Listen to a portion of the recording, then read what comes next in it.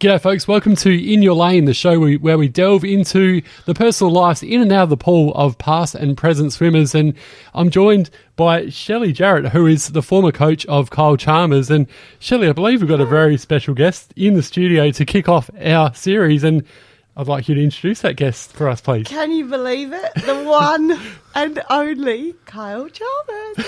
Yeah, you round of applause. Yeah. You can hear that crowd go, well, I don't think we can get much bigger than this, so this just might be the last episode, Shelley. So.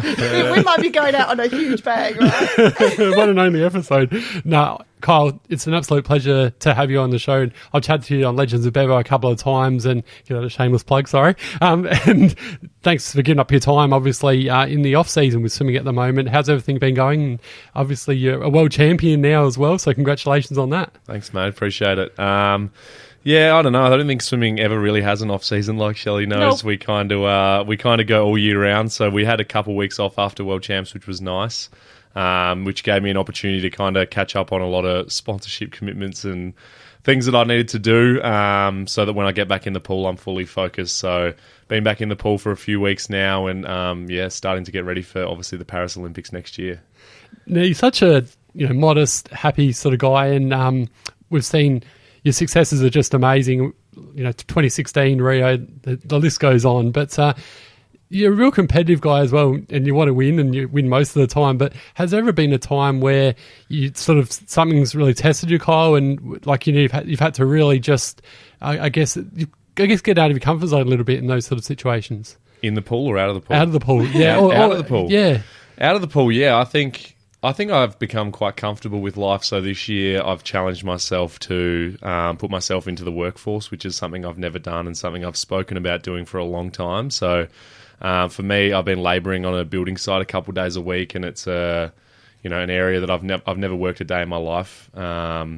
So to kind of get out of the car in my high vis on my first day with guys that I'd never met, I think was very challenging for me. And I think every day is very challenging, going and doing something that I'm not overly comfortable doing, but it's something that I'm loving, and just putting myself out of my comfort zone again, and something like probably just finding Kyle the person again, and reconnecting myself with a different crowd of people. That's sensational, yeah. The high vis suits you. Yeah. I love the high vis. I didn't recognise you with your hair short, the high vis on. I'm like, who is he? Well, I was saying that to one of my mates the other day. We went and got a pie after work, and I said, not trading much, huh? You must have got a Farmers United coffee as well. I did too. Yeah. And I said, Bish tell you about the Farmers Union, did he? Nah, but I said, I really, really love being in my high vis, because when I'm walking around in my casual or normal clothes, people know who I am, and they, everywhere I go, I kind of get stopped or at least looked at like an animal in a zoo at times. But when I've got the high vis on, it's almost like a completely different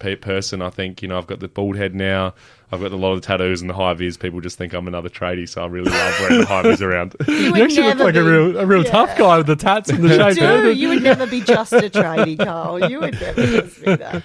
But I think, look, you've come from Port Lincoln. I didn't even know Port Lincoln. I'm from the UK originally, and you come from Port Lincoln. So tell me a bit about that and growing up in the country. And how did you start swimming in Port Lincoln? I started swimming in my backyard pool. So Dad had just finished up his AFL career and wanted to stay fit. So we were lucky enough to have a little swimming pool in the backyard. I think it was only 10 metres, but I loved jumping in the backyard pool with Dad and trying to keep up with him and whatnot. So when it got to about 9 years old, I think we had like a school swimming carnival, and I was one of very few at my school, I guess, that could swim 50 metres at that age, which then meant I came to Adelaide and raced at Sapsaza, and from Sapsaza I got picked on the state team because they needed some country representation on the team. So for me, I kind of just fell into swimming, really. I was, at that stage, probably playing a lot more basketball, cricket, football, tennis a little bit. Weren't you, Carl? I don't think I was good at everything. I think I was very lucky. I grew up in a small country town, and I was quite a bigger athletic kid, I think, at times. Competitive. So it meant that I was okay, but I would say no, I wasn't gifted at everything, but I gave it all a go. Yeah, you're always very like, I've got to win, got to get in, Yeah, which I've had to calm down on that as I get a bit older. For sure. It's harder, isn't it, to do everything full bore all the time? Yeah, it definitely starts to wear you out. And Shell's just mentioned it. You grew up in Port Lincoln. 2016, you won the gold medal as a teenager in 100-metre freestyle. We know the story, and it was just remarkable. And Shells and I spoke about this the other week. It was just so cool. But how do you deal with that situation, going from the shy country lad to all that fame and everything, Kyle? I think it was very challenging. I probably didn't know really what I'd achieved until I got home and kind of came back to normality.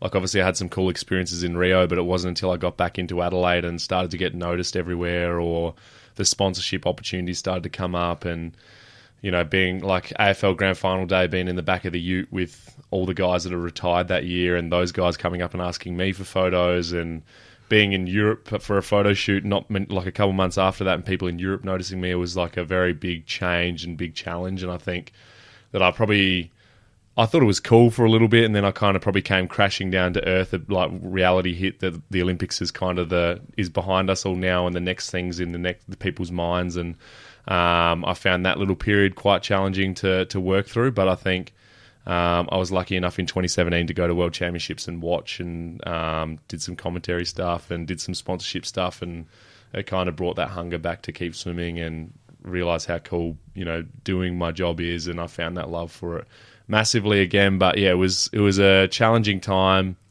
and it's hard because South Australia, there hasn't been all that many Olympic gold medalist swimmers. I don't know if there's been, for sure, in a very long period of time that I could go to for information and guidance. And I remember catching up with you in that period. Do you remember that? Yeah. My daughter was just born peach, wasn't she? Yeah. And we walked down the beach, and I remember you were really having a rough ride with just trying to get your head around everyone noticing you. Do you remember you said to me, I even went into Subway and people knew me in Subway. It was ridiculous. I couldn't even get a Subway. You'd gone from this person who no one knew, and then everybody was like on you, weren't they? Everyone, straight away. Like, I remember getting off the plane, a couple of my friends picking me up from the airport, and we went to Beach Burrito, which is a place I'd go to once or twice a week before I went, and then being like, giving me free food and asking me to do stuff on social media, and I'm like, what have I just come back to? I just had no idea. So yeah, it took me a fair few years, I think, to adapt to it, and I think probably really I've only got comfortable with it the last couple of years. Like, I've learnt to deal with it and learnt that that's just how life is now. You know what, as well, like, I watch you on social media. It's a bit weird, right? Having been your coach for so long and then watching your life. Yeah. I probably see more of your life now than we did back then, almost, because social media wasn't as big then, for sure. But, like, it's so interesting and fun to see what you're doing, who your friends are, what that looks like. So who's in that training group you've got now? Who are you swimming with at the moment? At the moment, I've got one of my great mates, Matty Temple, obviously. Great training partner, great bloke. But, yeah, I've got a pretty good group at the moment. We've got a couple of internationals, so Norwegian girl, German swimmer, both represent their country at the highest level. Obviously, Maddie Wilson, who's achieved a lot in the sport. Britt Castelluso, who's obviously been to the Australian team too. So yeah, we've got a few. I think there's going to be hopefully a couple that come in. I'm really looking forward to having some younger, fresh faces come into the squad. Always trying to recruit. Always trying to recruit, but I just want these young kids to just build that energy and bring that energy again. You know, like, I think I get into that repetition. It's the same thing every day. Yeah. It's like going to work, but you bring these young guys in that are fresh to it and just want to be hungry, the best they can be. I love that. So yeah, we're trying to keep you on your toes, don't they? Exactly. That's what so you need. I need that. I need someone to chase down every day while they chase me down. It's fun, right? It's fun beating people and going, yeah, come and train with me, and then I'll smash you in the pool. Yeah, sometimes it's good, sometimes it's bad. Yeah, I know. But you learn more, don't you, that Definitely. way? When we caught up a couple of weeks ago, you said James McKechnie had just left as well. Yeah. That's sad. He's another one that's obviously represented Australia at the highest level at the commies, and I always find it hard when guys that I've swum my whole junior life with, like as long as I can remember, kind of going to competitions with Jimmy or early state teams, and then him training with us for the last 5 years. It's always sad when someone moves on from the sport, but we're actually going to have dinner on Monday and celebrate his career, which would be cool as a squad. Nice. But yeah, I've had some great training partners over the years, and hopefully got a few more to go. You've had loads, actually, haven't you? You've had quite a few. The turnovers quickly in swimming. Trav Marnie as well. Yeah, Trav. Another good fella. Yep. Well, it's good. Keep in touch. Make sure you keep in touch with them. That's my one. Yeah, that's what hot I'm going to tip. try to do. Yeah. Not as good as that. You got to ask you about yourself and Shells. How'd you first meet, and what was the first, your first impressions of Shelly, and also the relationship with Pete Bishop as well, Kyle? I remember the first time we met, I reckon, was we were coming back from state teams and happened to get sat next to each other on the plane. Do you remember that? Yeah. Did you watch my interview with... No, I didn't. Yeah. That's what Because I was wondering if you would remember that. Yeah, that would be my earliest memory because I'd just come to Adelaide and just gone to Norwood, and then we went to state teams in Canberra and we got sat next to each other on the plane. And then within 6 months, I was probably training with him. It was less than that, I reckon. It was really quick. It was really quick. I reckon it was September, and then by just after state championship, January, the end of January, you came over. And I was really upset to move. If I'm completely honest, I was like, he was devastated. I loved Norwood. Like I loved because I had so many great mates there. Like I was really close. There was so many guys my age, and I was really like I'd spend all my weekends with them. And to leave them, I was so upset. But then I came and loved it. You did. So You it was did. so good. It was good that you were so open because it would have been hard. I remember. Then half the boys came over. Yeah. Most of them then Everyone came followed over. across. Yeah, they did. A lot of them came over, and we had a good group, didn't we? We had a good group, big group. I remember our first session was 5100s. Was it? That was the first. God. It was 5100s, just like, but all broken up. But yeah, That 5100s. That was boring. just the session was 5100s. I was like, I've never done anything like that before in my life. So boring, Yeah. was it? I'm glad you said it was But broken it wasn't up. boring because it was broken up as Okay. segments, but like the whole distances were 5100s. But Yeah, I'm questioning my coaching abilities right now. it worked. It worked very well. It did. We work did for all me, right, yeah. didn't we? Exactly. We did very okay. well. Now, I just wanted to say about, because we said we'd not talk too much about swimming, but animals. So you're all the lizards and all of that sort of stuff. But I can remember, do you remember having a chook pen? Yeah. Like he had like the state-of-the-art chook pen. He got some chooks, didn't you? I built a that was one of my school projects. It was I built a chicken coop and then incubated chickens and bred chickens. So that was one of my earliest things at school that I did. Maybe year 9 or something. Maybe I'm not sure, but yeah, I've Love the chicks. always didn't loved you? animals. I I just don't eat realised- eggs, but I love chickens. You don't eat eggs, no? Not at all. Oh, you haven't? I hate No, eggs. yeah. Yeah, hate I think eggs. I might get in trouble for saying chooks. All my English friends are going to be like, you said chooks. Yeah, people call them chooks over here. I know. So you've always had that love for animals, and you've got your so-called critters now as well. What have you got these days, Kyle, in the house? Very, very minimal actually, because like last year, I think I spent between 8 and 10 weeks in Adelaide for the whole entire year. So for me, having an extensive collection of reptiles becomes quite challenging for people to look after when I'm away. So I've cut right back at the moment and just kind of doing me as a person. And, you know, one day, once I'm done with swimming, then I'll probably go back down that avenue of having a whole heap of snakes and critters and whatnot. But at the moment, no, not for me. Not just at the moment, yeah. Yeah. And well, I was going to ask you before about Peter Bishop as well, because you've got a very close relationship with him. And how does it work with Shells and Bish? Were they working together with you at Rio in 2016, or how do you explain that a bit more to the people that don't know a lot about swimming? Yeah, so for that period of time, I was pretty much still at school, so it kind of worked out well that I was able to do a mixture of. When I first came across, I'd do maybe 1 or 2 sessions with Bish a week, but We always all used to, didn't we? My Yeah. squad. Oh, we used to did do- too, yeah, actually. We used to do Saturday mornings. A Saturday morning and sometimes a Wednesday Yeah. night. We would all join together. That's true. Wouldn't we? We did. those are the days. I Man, know, it's so fun. But I always wanted to be with Shelly because I'd probably got too nervous training with the older boys, I think, at that stage and intimidated. So I kind of always stuck with Shelly. But I love training with those guys. We had so much fun. We did. It was probably like, now I'm in a really professional environment, but like back It's a then it was job like, now, yeah, right? it was like fun with my mates, go to swimming, beat each other up. It was so Pretty good. much, yeah.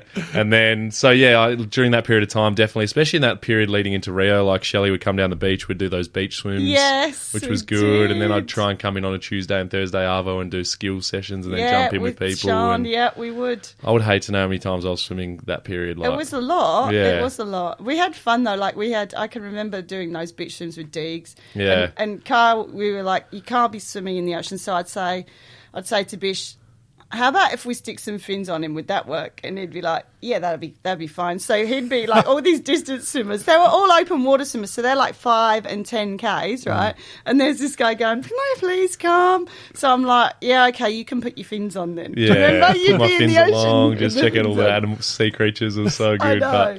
But that was on a Tuesday, Thursday. I reckon I was like swim in the morning, gym, then I'd come and swim at the beach, and then I'd Yeah. come into the pool that afternoon and swim and do Yeah. the skill session. Did So a lot. I swam Wow. a lot that period, but it was so good having 2 coaches kind of allow me to bounce between and Yeah. be on that same page and because I just come out of school too, so I was probably trying to fill in my days a bit. And your friends were swimming with me predominantly, weren't they? Yeah, so we had to definitely. keep your interest peaked all the time. Yeah. We'd have many a debate on a Thursday night, wouldn't we, about like different sports and who was like the most like famous sports star. Do you remember those? We used to talk about all that sort of stuff, didn't we? It was a lot of fun. It was so much fun. I think I'm a social swimmer, so I enjoyed being with my mates. So. Yeah. And what about this one? Tell us a couple of things we don't know about Shelly.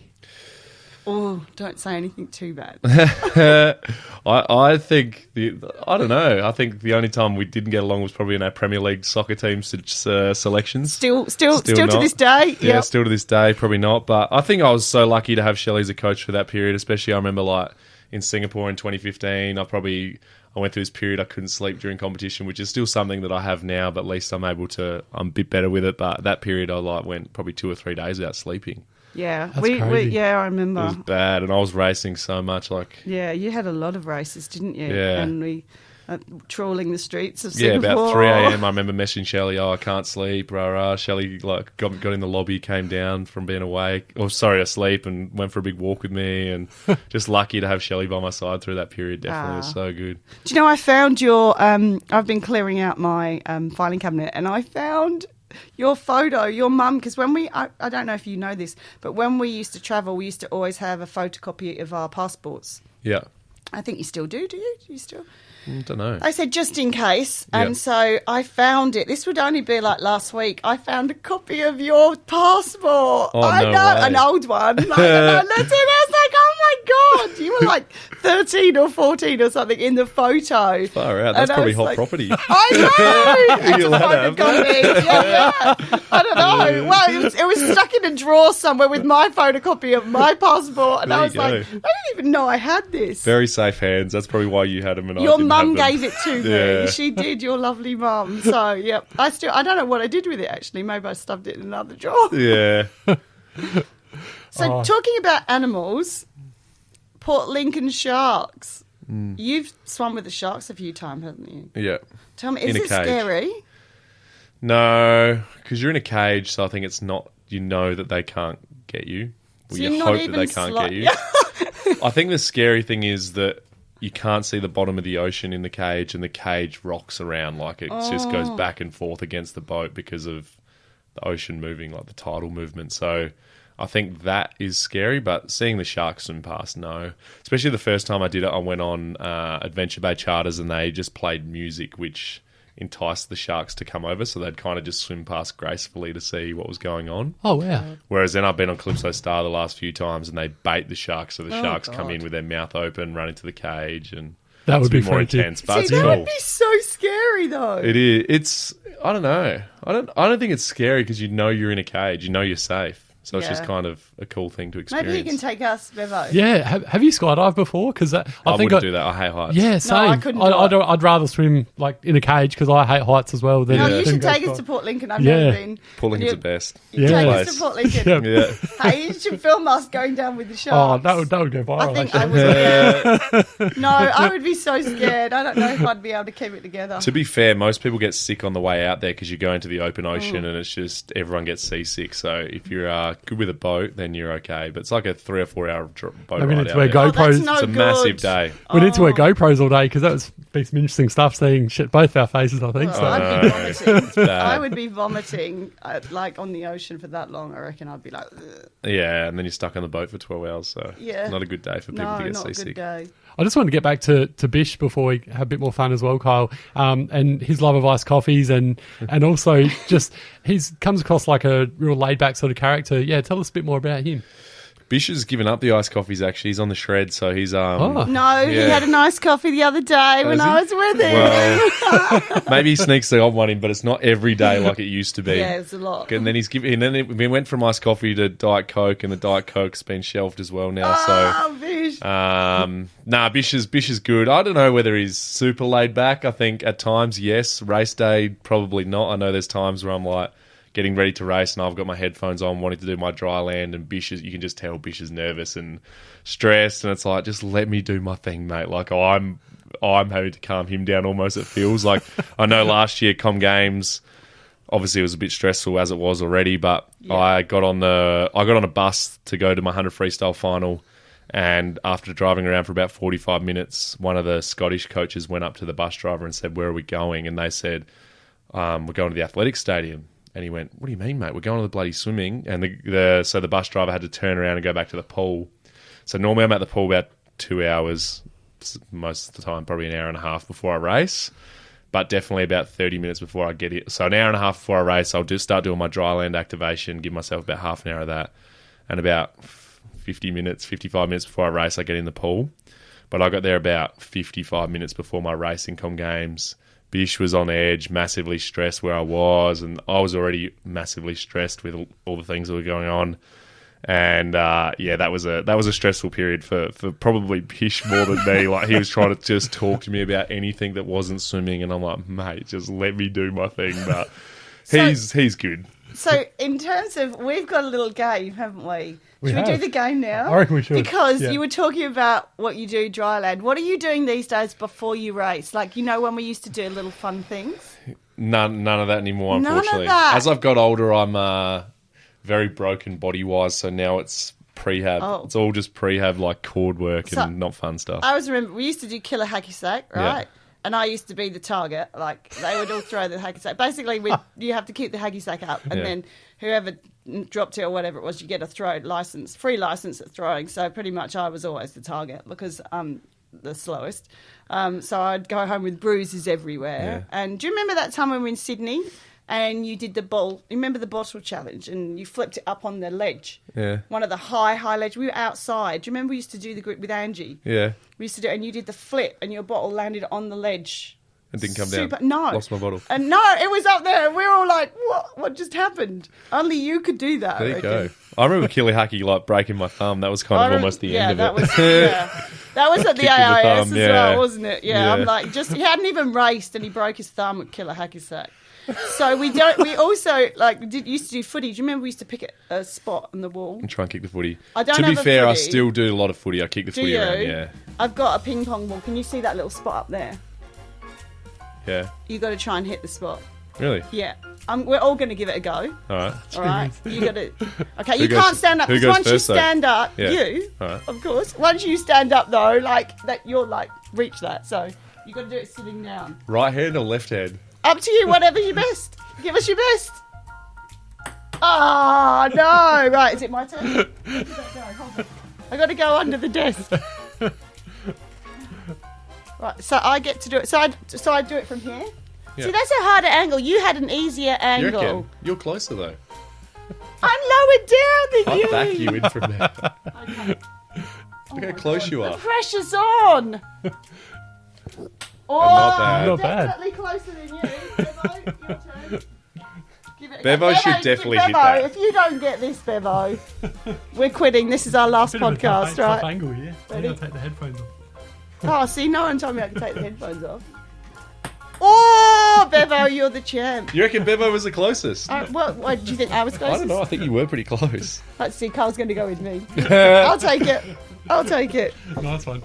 Hey, let's get back to the stuff about Shells just mentioned before, hurting your thumb. I know you can't go into too much detail, but accident prone over the years, Mr. Chalmers. Have you got a few stories to share? I know. I only did my goal setting with Bish last week, and we go through this big plan of my strengths and weaknesses, and I put down injury prone as one of my weaknesses.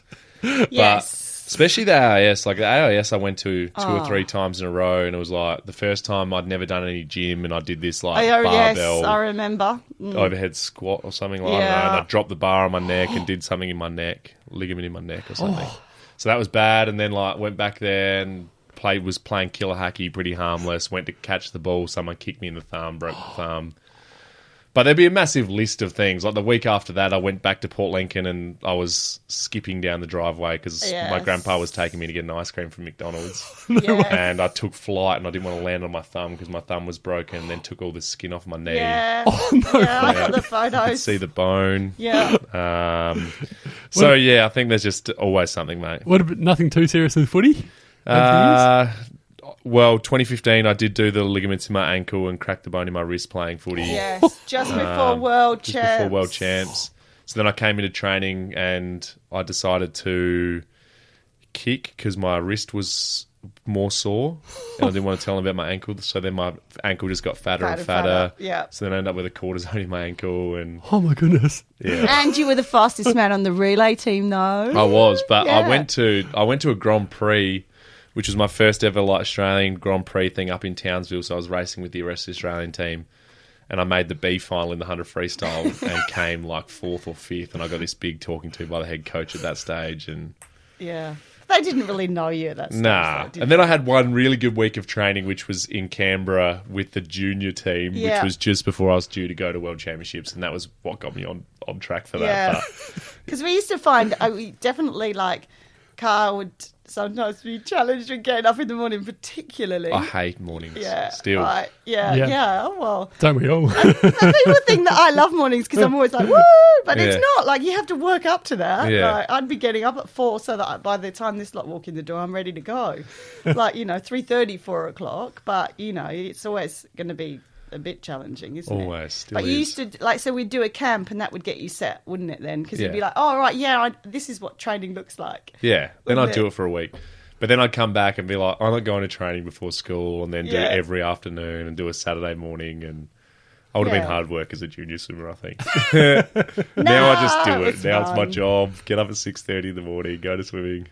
It's a late start still. It's I pretty still good for me. consider- Yeah, it's not bad for you. Yeah. What about post-swimming, considering like move back to Port Lincoln one day maybe and again doing the labour hire sort of work or Yeah. something different? Or I'll move back to Lincoln eventually. I can't wait to go back there. All my friends and my grandparents and all my cousins are still over there and whatnot. So one day, sometime in the near future, I'll be back in Port Lincoln playing footy for the mighty Lincoln South Eagles. And yeah, I'm loving doing my chippy work at the moment. So hopefully go down that avenue and live a bit more of a casual life. Go fishing after work each afternoon. how good? Play footy on the weekends. And So if I needed a new kitchen, kitchen, I'm not competent in yet. I can do the framework. That's about it. okay. So what are we talking then? I was Bathrooms? saved to Temple today. I was like, I reckon, like, we've been working most of this year, but we've probably only realistically done between 30 and 50 days. And they're only 5-hour days we go for, so we've really done stuff all.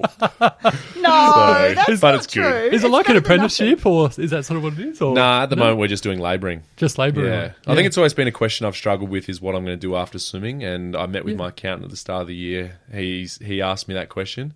And I said, I don't know, I wouldn't mind being a builder because most of my mates are tradies. And he said, oh, we know he was getting his offices fixed at that stage. And he said, oh, this builder will have you out there any day of the week. So then he called me that afternoon and I started 2 days later. So How good. yeah, so good. And then obviously Matt Temple comes along with me, which makes it Oh, gee a lot whiz. easier too. So I we have don't a lot know. of The fun. two of you together. So good. And the work boys are great. So they've really just taken me under their wing and happy to show me and go slow with me. And I'm not very good with information retention. I don't know how I've got so far in swimming, but like from a Tuesday to a Thursday, I have to learn it all again. So it's hard work. It'd be very frustrating. I'm glad you like it though. I love it. I found my calling. Yeah, it's a good thing. Definitely. So we're coming sort of towards the end, aren't we? We are. Shell's going to do something with you in a moment, but I've got one more question. What's the rest of 2023 looking like and going towards Paris now for you, mate? For me, it's just about putting in a good training block at the moment. Probably just getting all the things out of the pool, out of the way. So I've got a lot of sponsorship commitments that I'll have to do. So just preparing myself for next year. So there'll be a lot of TV commercials and stuff that you'll probably see my face on that I'm going to try and shoot over this next period and try and get all those commitments out of the way so that next year, come January, I can really lock in for Paris. But we'll probably go race in Japan towards the end of November at the Japanese Nationals or whatever it is. But yeah, pretty casual end to the year, which is nice. Do they still have you remember in the warm-ups in Japan where they had like 1 million people in the pool? Yeah, and that's why I'm not that keen to go. Oh, is it still the same? Still the same. Oh, it's Millions crazy. of people. They swim about 10 metres in the middle of the pool. So if you imagine the pool's 50 metres long and the swimmers just wait from end to end in the water, don't they? Yeah. And because people are doing dive starts. And so you literally have about 10, 15 metres that you can swim in the pool. Swim 15 metres, wait. But I've been around for a very long time now. Like the first trip we went to Japan was 2013. Was it? So 10 years ago, so I've done Japan a lot of times now, so I'll just swim past them all, turn, just continue to swim. I've just kind of got over that sort of stuff, I think. But I prefer that over the, sometimes we jump in at World Championships and it'd be the 100 freestyle days one always. Like they bring it's inclusive, so you have guys from countries that have never seen a 50-metre pool before swimming, and they jump in with their pretty much snorkeling goggles and footy shorts on. So that becomes quite challenging compared to the Japanese guys that can swim. So yeah, it's true. Which is always interesting, trying to dodge around them or try and warm yourself up properly when there's people that can't actually swim in the pool. And to rescue them instead. Do you think you'll do what will you do? Will you do after Paris or? Yeah, I think definitely. I think I'm only 25, so I'll be 26 next year. Yeah. I was really banking on Com Games being in Australia. Me too.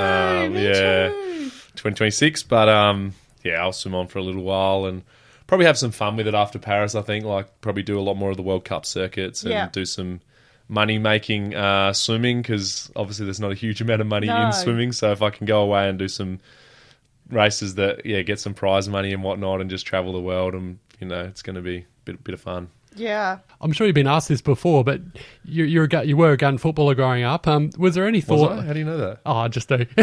He knows everything, this guy. Was there thought of playing footy instead of swimming? Yeah, there always was. I think there always was until probably 2020. I hurt my first shoulder and I just couldn't get it right. Like I had probably 10 cortisones in it. I was having the I don't know, where they take your blood and spin it in a machine and insert the plasma back in to try and repair it, and I couldn't get it right. And I ended up having a big recruitment meeting with Geelong about going there on a Category B rookie. Oh, wow. And so I did all that and kind of was like, oh, yeah, this is probably what I'm going to do after the Olympics next year. And then I remember one of my great mates, Sauce Jacobs, going to have a kick of footy with him. And at that stage, I was doing a lot of running because I couldn't swim, so I was running and kicking the footy just to keep myself distracted while running at times. Just kick the footy and run after it. But Sauce Jacobs kind of just putting me in my place and being like, well, do you want to go from being the best in the world in your sport to being 45th on an AFL list and never getting a game and, potentially ruining your brand that I've developed over this many years? And I kind of went, swimming's not that bad. And then I had shoulder surgery and then I could swim again, and then it all became a whole lot easier for me. But now footy's definitely not ever happening. I think I'll play country footy one day, probably in the reserves. I definitely don't even think I'll play A-grade football when I go home. Probably play B-grade footy and just have fun with my mates. Do 12 resis maybe? Or? No, I don't think that level, but I'm only kidding. Adelaide, definitely Port Lincoln. Oh, good Shells. for you. Yeah, well, definitely no more while you're swimming. Anyway. No. So we did a little thing. I've called it sprint finish. Uh-huh. So it's going to be some questions. Some of them will be about you. It's all simple stuff, all easy stuff. But I have my stopwatch because I'm going to time you, because I wondered how long it would take. And I'll explain a bit as we go through. But are you ready? Yep. Take your marks.